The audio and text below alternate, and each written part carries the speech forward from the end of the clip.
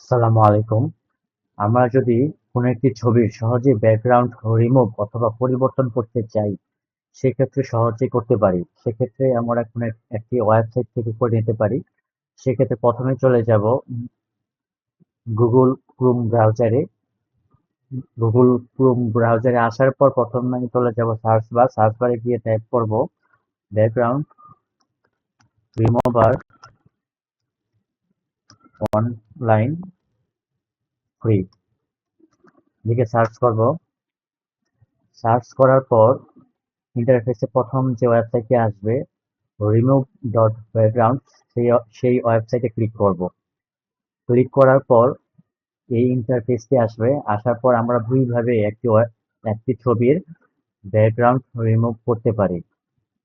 প্রথম হচ্ছে upload ইমেজে click করে সরাসরি একটি ইমেজের ফাইল বাছাই করে সিলেক্ট করে আমরা পরিবর্তন করতে পারি, অথবা কোনো একটি ছবির ছবি ড্রপ করে সেটার ব্যাকগ্রাউন্ড রিমুভ করতে পারি। সেক্ষেত্রে আমি দেখাচ্ছি, যদি একটি ছবি ড্রপ করি, সেক্ষেত্রে মুহূর্তেই ছবিটির ব্যাকগ্রাউন্ড রিমুভ হয়ে যাবে এবং ডাউনলোডে ক্লিক করলে ছবিটি ডাউনলোড হয়ে যাবে।